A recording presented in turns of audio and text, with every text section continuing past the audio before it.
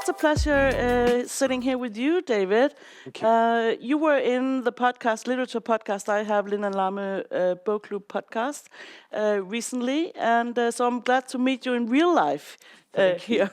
No, it's lovely to see you. I had a very bad cough, I remember, and you had to edit round my terrible coughs. I'm sorry. Much better now. Much better now. That's good. So I like to introduce guests just so we all know what you come from.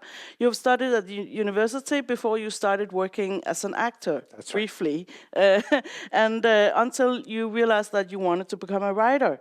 And your first novel was Start of a 10 in 2005, and then The Understudy later, just shortly after, and then your third novel, One Day, that became massively successful, and of course the book itself sold over 6 million copies worldwide and translated into 40 languages, and it became first a film. Maybe you've seen it, 2014, with Anne Hathaway and Jim Sturgis, and now it also become a Netflix series, a hugely popular Netflix series. One Day. I read that in the first 11 days, it was watched by 15.2 million viewers. Wow, that's huge. And you have also, of course, written other novels, Us and Sweet Sorrow. You've also been a scriptwriter, adapting things, Patrick Melrose, for example, and Thomas Hardy's novel, Far from the Madding Crowd, directed by Thomas Vinterberg. That was a Danish connection as well. And now you are here with your latest novel that came out this year, You Are Here. First of all, how is it to be here in Copenhagen? I want to hear. It's lovely. As you say, I worked with Thomas Vinterberg on the script for Far from the Madding Crowd, and so I came here quite a lot. We'd have script meetings here, so I know the city quite well. And I'm not just saying this, I really do love the city, so it's great to be back. Now with this one, it's a love story. One Day was a love story as well, and love is a recurring theme in your books. So you have sort of become a master of modern love stories. Was that intentionally, or is it just accidental that it has become love stories that you write? Oh, I guess I never think of it as as a particular genre or a kind of an aim. I guess I'm just interested in how that word love encompasses so much. Often the romantic element of the novels is quite small. Even in One Day, the number of scenes where Emma and Dexter are together, it's tiny. They're only together in about 7 of the 21 chapters. So often love isn't the primary focus of the plot. It's a very hard, happy mutual relationship is also a very difficult thing to write. It's very difficult to write about contentment in a relationship. So often what you're writing is about the obstacles, whether they be class obstacles or physical distance or emotional obstacles that need to be overcome. So often, I don't know if the novels are romantic in the traditional sense, though that can be a fine thing on the page. They're much more about the complexities of human relationships, and particularly what love means at different stages of our lives. So Sweet Sorrow is about first love, which is an entirely different experience from married love, which was the subject of the 4th novel, Us. So I guess it's always there somewhere to a lesser or greater degree. With this novel, this is very much in the tradition of a romantic comedy, in that it's about 2 people who really don't want to be with anyone, but who start a tentative relationship, which may or may not turn into a romantic relationship. But now I'm still asking you as kind of an expert on writing really good love stories, but because you do that still, even though it is character born.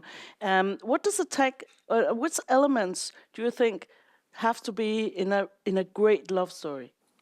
Well, you really have to keep them apart. That's the main thing. Don't let them get together. That's your sole aim, really. And again, it's true for this comes up in Sweet Sorrow. Sweet Sorrow is a kind of modern retelling of Romeo and Juliet. And if you get a copy of Romeo and Juliet and you pinch together the pages where Romeo is with Juliet and they're happy, it's tiny. It's about 5% of the play. The rest of the time is creating these reasons for them not to be together. And I guess with You Are Here, those reasons are temperamental. They're to do with a desire to be by oneself, a fear of starting a relationship at a particular stage of life. So I think knowing before you start writing what is going to stop two people in the modern world starting a relationship and exploring that fully, that seems to me to be the key, just to make the story compelling, to make sure there's somewhere to go with the story. So you're actually saying you're not so interested in the love story. I think there's a lot of kind of yearning and a lot of misapprehension, a lot of mistakes, a lot of people not quite realizing what's going on. In this book, you alternate between Marnie's point of view, the female point of view, and Michael's point of view, and part of the pleasure, and I guess part of the frustration for the reader, is hearing their inner voices and realizing what they're getting wrong, what they don't understand, either about the other person or themselves. And before we dive into your Here novel, we have to take a turn to One Day, because Sure. that's the one hugely popular, as I said, novel and series and film. Did it surprise you, the huge success when it came out on Netflix? It did, yeah. I mean, I should say I loved it. I loved making the show, and I loved when it was suggested that we make it. We suddenly realized that there was this whole new form, a whole new way of telling stories, which is episodic streaming, which isn't the same as television writing. You know, it's slightly different. Every episode can be its own length. Some episodes can be 20 minutes. Some episodes can be 45 minutes. It's a much better match for the form of a novel. When you read a novel, each chapter is like an episode. And because One Day isn't a very episodic novel, it's about different episodes in two characters' lives, it suited the form really well. And so someone said, you know, the natural form to adapt One Day isn't a feature film, it's a streaming series. Do you want to write it? Well, I realized that it was nearly 18 years since I started writing the book, and that I'd moved on, and that the world had moved on, and that it needed a fresh pair of eyes. So we found a wonderful writer called Nicholls Taylor, who worked with a team of writers to create the scripts, and I loved what they did. And then we cast Ambika and Leo, who I absolutely adored and I thought were perfect. We had some wonderful directors working on the show. So what I knew was that I loved it, and that I'd had a really wonderful time working with that team, and that they'd created something really beautiful. What I was surprised by was the response, because, you know, love stories are really hard to put onto television in particular. They're very hard to sustain. Why? I think because of the demands of, as I've said, you know, often it's not particularly interesting to watch two people who like each other getting on and having a wonderful time. No, It's a it bit. becomes pretty boring It's quickly. very boring, yeah. And so, you're having as a dramatist to invent reasons for this thing not to happen, and that is extremely hard to sustain. Can you imagine a love story on television that ran for 20 series, you know, even 5 series? You want a resolution, you want a sense of things coming to an end, to some kind of climax, some kind of resolution, and so that's one of the reasons why the form of a love story doesn't necessarily match the structure of a returning series, a series that comes back for season 1, season 2, season 3. But to try and recreate the feeling of reading a novel on television is still hard to achieve, but it just seemed to work. And so the response was amazing. I've been very lucky to have the book adapted twice, and I absolutely love what they did. I was involved as an executive producer. I never quite know what an executive producer does, you know, whether it's just a vanity thing. But it allowed me to be involved in the casting and the editing, and to give notes on the You scripts. had a say in it? I wrote one episode as well. I wrote episode 13. 13. Yes, the Yeah, difficult that episode. episode. That episode. But it was really lovely to go back to characters who I'd created, you know, 18 years ago, and to write for them, but with actors in mind, with actors' faces in mind, because we'd already cast the roles by then. So it was incredibly happy, and I was very, you know, amazed and touched by the response to it. Yes, it's been Yeah, brilliant. it's been huge. But weren't you just a tiny bit nervous about giving over your little baby to some other scriptwriter? Yeah, and a little bit of me wanted them to say, you know, Nicole can't do these scripts. You're going to have to, only you're the only person in the world who can write these scripts. But she's a brilliant writer, and she did an amazing job. And there were definitely things I wouldn't have done, but I think the series benefited from that. You know, there was a great deal of invention. Almost everything that happens in the first 20 minutes of the first episode isn't in the novel. Most of the final episode isn't in the novel. I think the best scene in the whole series, which is in the final episode, isn't in the novel. I think what you always want from an adaptation is for the novelist, the author of the original material, to think, oh, why didn't I do that? You know, and I felt that often, more often than I thought. Oh, I'm not quite sure that's right. I thought I felt jealous, you know, which is exactly what you hope for with an adaptation. And why did you say no? You know, because you felt it has passed? Well, because I'd adapted it once before, and because I thought that it was, what was interesting is when I wrote the book, I was writing it very much for people my age who'd left university at that time and grown up with me and come into adulthood, and the show was being made by people who are 20, 30 years younger than me. You know, Ambica and Leo, who play Irma and Dexter, weren't born until episode 10. You know, so it was, for them, it's like a period drama. It's set in the past. And I felt that it needed modern eyes and a modern sensibility and a kind of freshness, because it's very hard, if you write the source material, to break out of that and to come up with new ideas. So as you said, you said yes to writing one episode, Yeah. and that was episode 13 of One Day. And I think I'm not the only one when I say that it brings you to tears, a lot of tears. Yeah. You know. So how do you, as a writer, is that your intention? Are you sitting there writing when you write it, David? It's like, oh, they will cry at this. Well, this is interesting. I mean, I guess this applies to all the fiction. You know, I don't want to be manipulative. There are definitely things you can do that will heighten that sensation and sort of enforce a sense of pathos. And I try and avoid that. I try and, you know, cut away and not indulge and not sort of wallow and also to try and make sure that it feels real and grounded. And the same applies to this book. This book is much more of a comedy, but I do want people to be emotionally engaged without feeling as if they're being, as if the story is being sentimentalized or made melodramatic. So I guess I try and apply a certain amount of reserve, and while at the same time, yeah, as a reader, as a viewer, I want to be emotionally engaged in stories. Not all stories, but sometimes there's a great satisfaction in having that great swell of emotion. And certainly there are.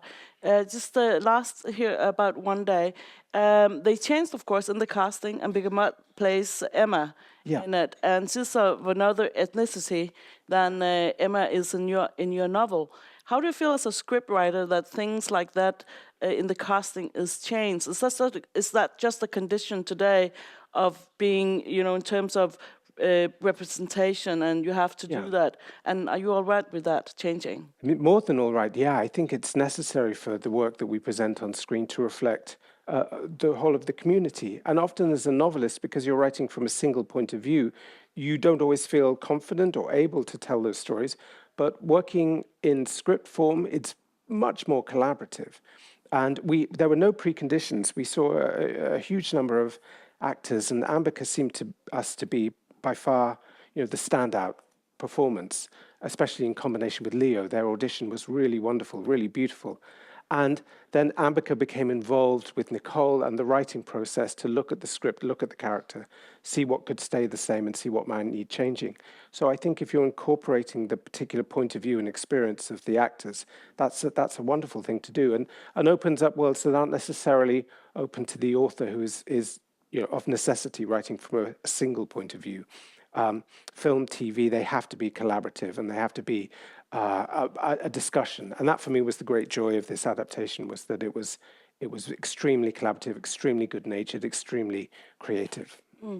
And in terms of writing, but script writing, you have adapted, as we said before, several novels for series and film, Yeah. Thomas Winterberg film. What's the biggest challenge? Because that's a completely different kind of writing, yeah.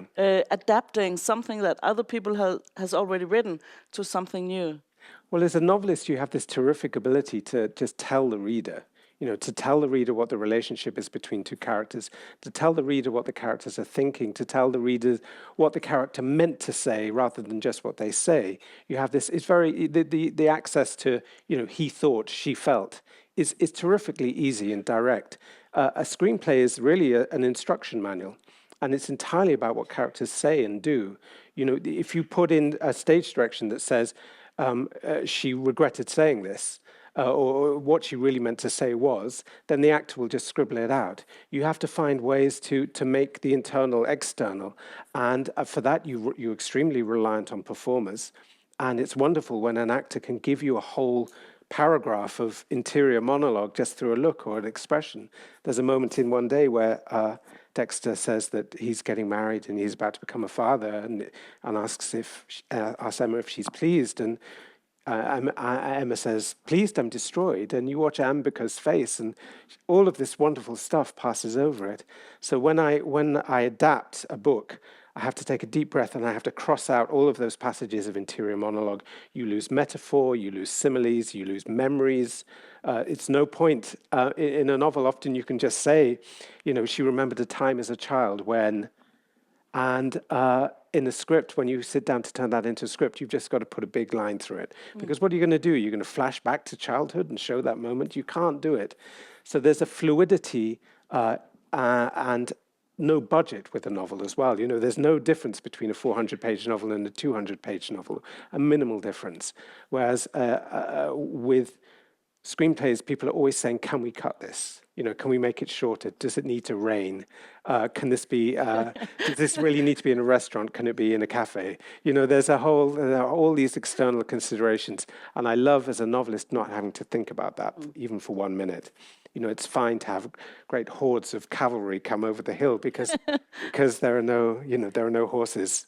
And do you also love not having to act in anything? Because, as I said in the introduction, David, you actually thought you wanted to be an actor when you started out. I was an actor on and off, mainly off for about 8 years. I worked at the National Theatre in London, and I spent a long time just standing at the back of the stage, not saying anything, in silhouette.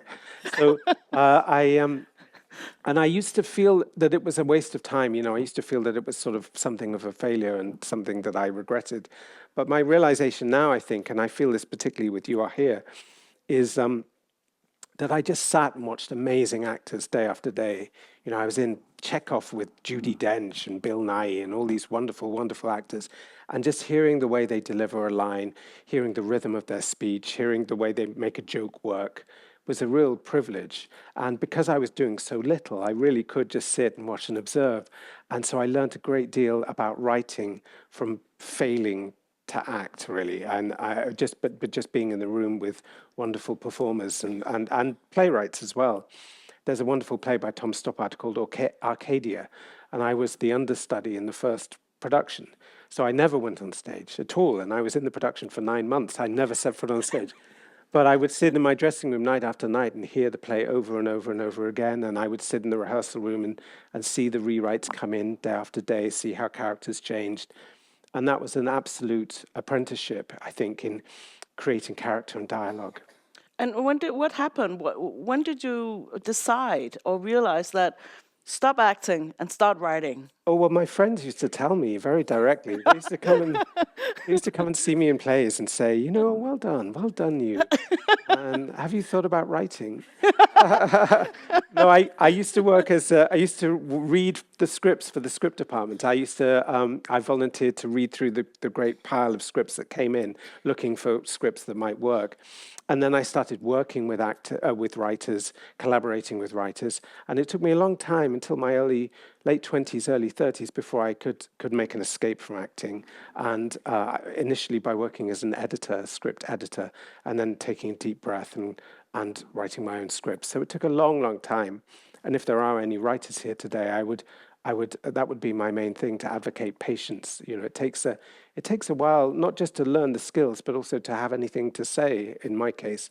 So I'm very grateful for that time, even though at the time it was very unnerving to be so unsuccessful and poor, but to be able to watch and read great work. And fast forward to your sixth novel. Yes. You are here now, out this year. How does this story come into your head? Well, I was. There were two main influences. The first was that I've always taken my family on walking holidays, and it got to a point where my kids just refused to go.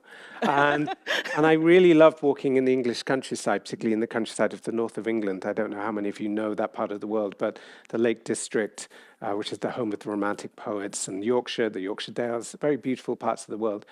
And so I started this tradition of going by myself, walking by myself, getting an early morning train and just getting off the train and walking for 3 or 4 days. And it was suggested to me by my publisher that there might be something in this. Partly for me, it was a way of unlocking problems with my own writing. My father died about 10, 11 years ago, which I found very difficult. And so I'd go on these long, long walks in the hope of just kind of thinking things through. And I contemplated writing something personal, something autobiographical, but it didn't seem to quite land. And then lockdown happened, and I found that I couldn't go out into the English countryside, and I really missed it. And I also found during lockdown that I found seeing my friends interacting, the whole business of conversation. I don't know how many of you had this experience, but it's almost like we forgot, oh, excuse me, nearly fell off my chair, forgot how to interact with people. And when finally we were unleashed into the world, that was the first thing I wanted to do, was head off by myself and walk. And it occurred to me that the one thing that you never really see in this location, the kind of natural world, is a love story. We always think of romantic comedies as being urban, as being metropolitan, as taking place in restaurants and bars and urban parks. And I thought, wouldn't it be great to tell a great emotional love story, but set it on a long walk? So in England, there's a very famous walk called the Coast to Coast, which starts in Cumbria, in a small town called St. Bees, and it goes over the Lake District, beautiful, beautiful walk through the lakes, down into the Pennines, which is the central part of England, and then over into the Yorkshire Dales, which is very green, very lush, beautiful valley walk, and then up onto the very high, bleak Yorkshire moors. And I did this walk and thought that it would be a wonderful setting for a novel because, a long walk like that is a little bit like a novel. It has a beginning, a middle, and end. It has set pieces. It has good days and bad days, highs and lows. And so I then set about working out who these characters were and what might happen between them on this long walk. So You Are Here is about two lonely people, Michael and Marnie, both of whom... Before you start about talking about Michael and Marnie, let's about the walking. Yeah. There's something about maps, because there's a map of the walk in the book, and the characters in the book follow this map that's described. And you have a weakness for maps, David. Well, I love books with maps, I like that thing. When you're a kid and you have a book with a map and you think, oh, the characters are here and they've got to get to there. And, there's something, it's obviously a trick that's being played on the reader because the characters don't exist and the map is probably fictional. Like Tolkien. Tolkien, but it makes it feel very tangible and very real. And so, I wanted to write a novel with maps. And in this novel, each chapter begins with the map of that day's walk. And you can imagine, where they have the argument, where they make each other laugh for the first time, the point at which they really start to get on as friends. And I love the idea of this happening in a real world. And so, yes, it's very much a novel with maps. So you can actually take the walk, read one chapter every day as you take the walk, the walk they do. That's true, but don't stay in the hotels. No. Hotels don't exist. No. How many of you have read the book? Are there any? Yes. Oh, wonderful. Some people know what we're talking about. We have to explain about the hotels.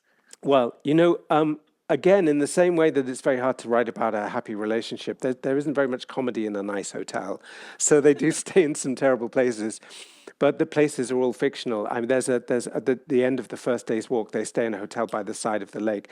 Please don't use the novel as a guidebook because there's no hotel by the side of the lake. It's just a car park. So So often you have to manipulate. I wanted to write a book where the mountains and the rivers, all of that is real, and you could absolutely read the novel and chart the journey and act out the dialogue if you so chose.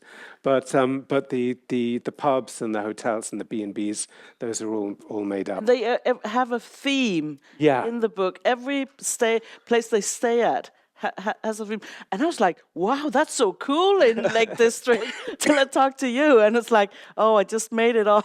Oh no. Well, it is true that you stay in a variety. If you do holiday, has anyone ever done the walk? Has anyone ever done the coast to coast here?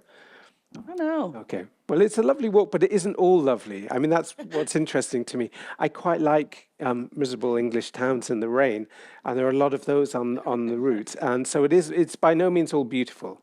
And I guess that's part of the experience for me of walking. Often you do have really bad days where you're soaked to the skin, and the walk isn't particularly lovely, and there's no views because the cloud has come down. And for me, that was part of the experience of researching the novel and something that I put into the novel. So the passages in the novel where they're soaked to the skin and it's rained and the climb is horrible and they can't see anything, that was absolutely my experience. and I like the idea of a novel being very, very grounded, a novel that you can chart with coordinates and find out exactly where everything happened. You can do that. So you can use the book as a guide, but not for the hotel stays.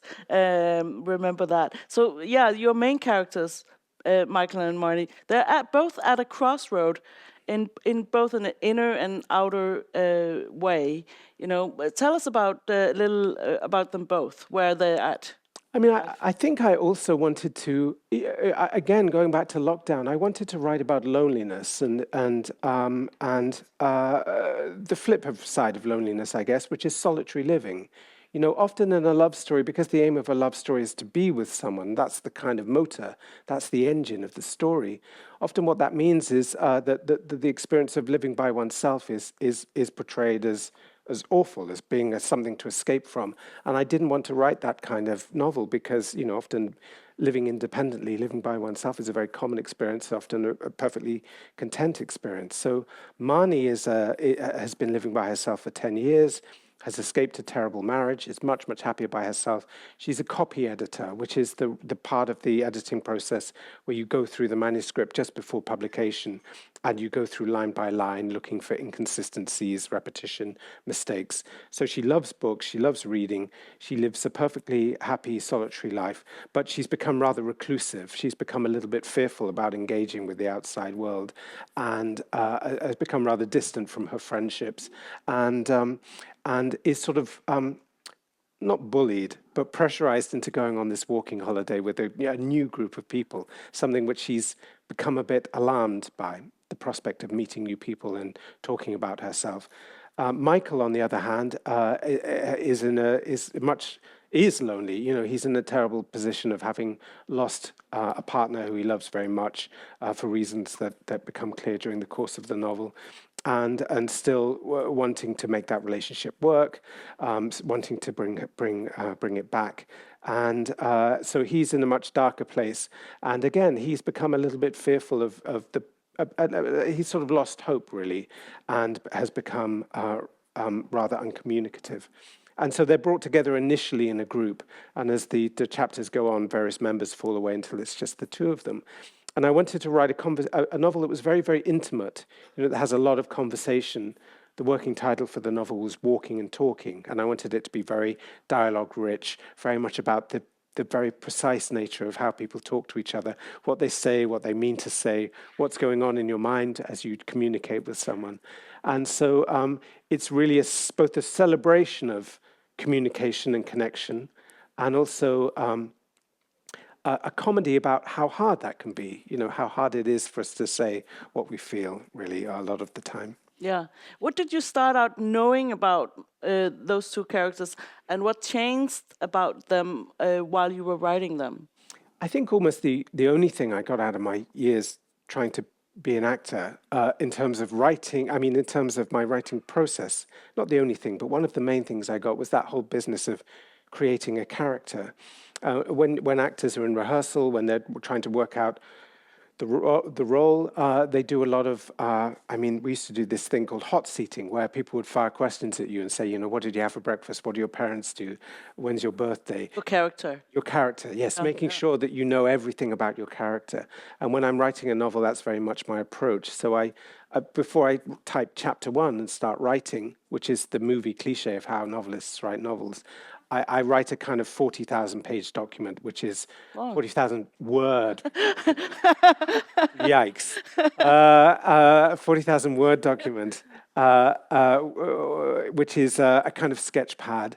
And I try and know not everything, because you can never really know everything, but as much as I can about the characters, while still allowing room for them to surprise and change during the course of the writing process.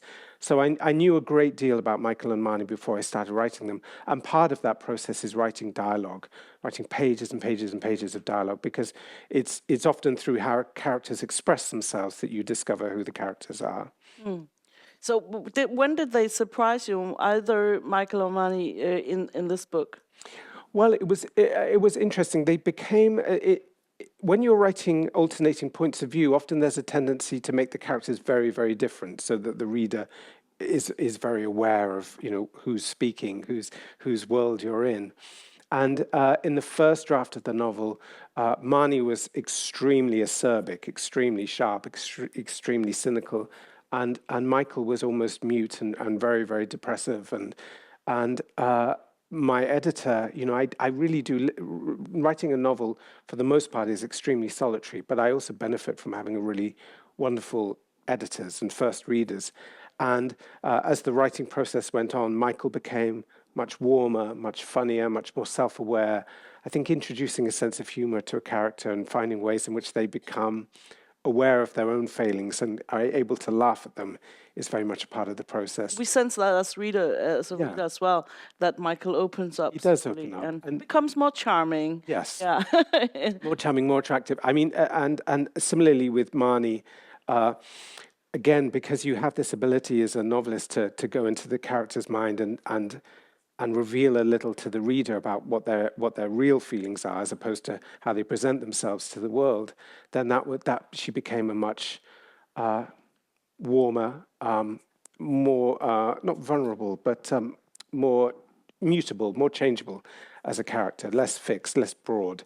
You know, often, again, my experience with writing is when you start a novel, you really don't know if the reader is going to understand, and so you do the equivalent of overacting.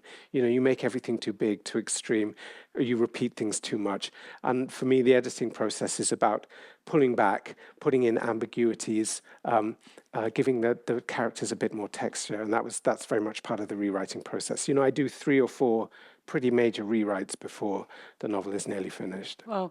And what you did, you also you already touched upon it, but what you're so brilliant at, David, is writing the dialogue. Thank you. Because it's snappy and it's quick and it's witty and it's funny often and moving also.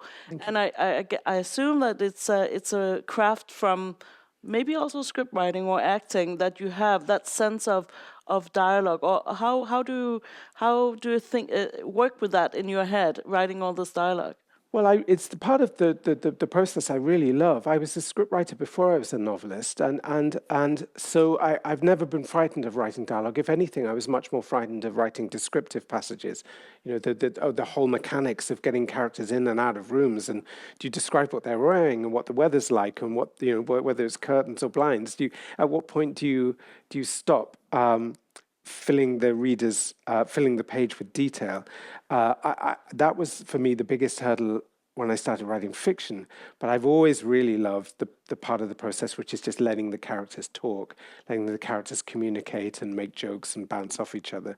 And for me, good dialogue isn't necessarily realistic. You know, you have the opportunity to write characters who are much, much funnier than you could ever be in real life, much more astute, much, much quicker witted. I think, you know, there's an element of play to dialogue that I really, really enjoy writing, an element of improvisation, and it's the part of the process that I really, really love. And I can write page after page after page of dialogue, and then I just cut it down. The other thing I like to do with dialogue is to kind of try and direct it, if you like. You know, if you're very, very careful with your punctuation or your spacing on the page or the points at which you break the dialogue to describe an action or describe an emotion, you can really stand the characters up and allow the reader to see them in their mind and to see the shape of the scene and the rhythm of the scene. You know, you do it all the time as a reader without realizing, just by looking at the even if you scribbled out all the words, you could still look at a page and get a sense of the rhythm of a scene.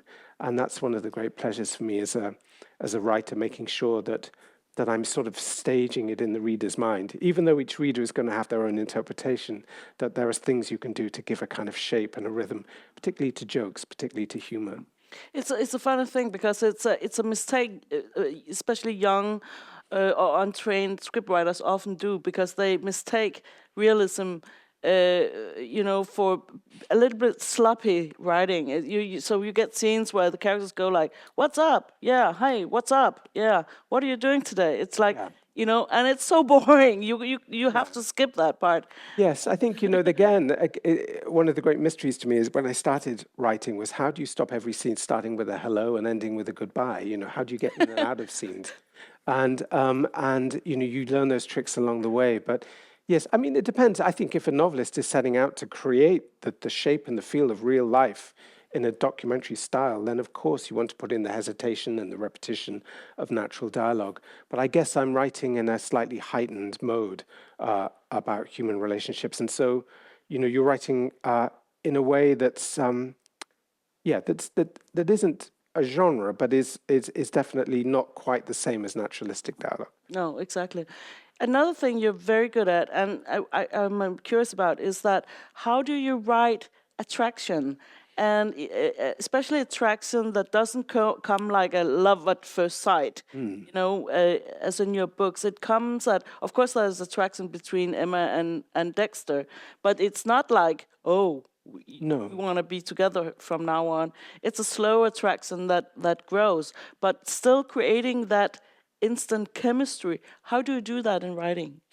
Well, it sounds a bit clinical, but there is quite a lot of planning involved. Often a love story will turn on the smallest things. A moment of realization, or a moment of connection, or a moment of revelation, and often those things are structured, I think, quite carefully. Particularly in this book, I wanted this to be the moment where Michael first makes her laugh, or this to be the moment where Marnie surprises Michael, or this to be the moment where Michael reveals something about himself which he's never done before.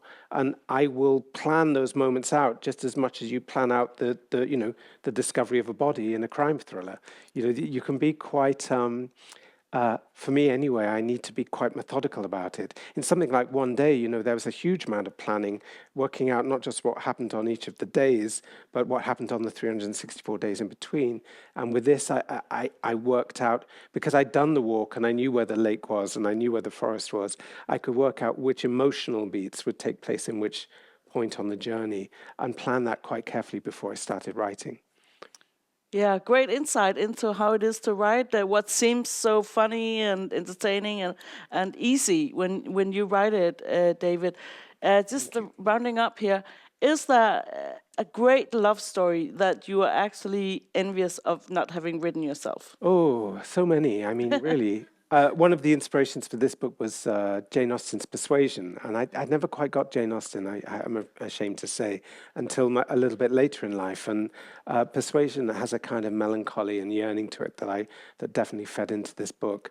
There's a wonderful E.M. Forster novel, A Room with a View, which seemed also influenced this book, in that it's about the relationship between character and landscape, the idea of a view of the future, of possibility, how landscape changes us, and that was a big influence.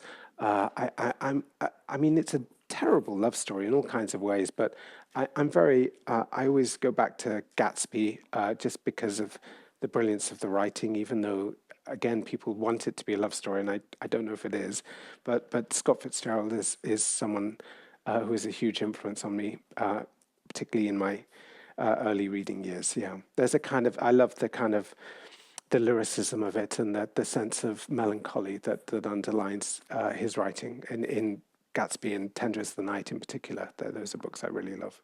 Does there always have to be an element of tragedy or melancholy or sorrow in a great love story, because you have it in your own stories. Yeah, I guess, I mean, that is a tendency, isn't it? I suppose so.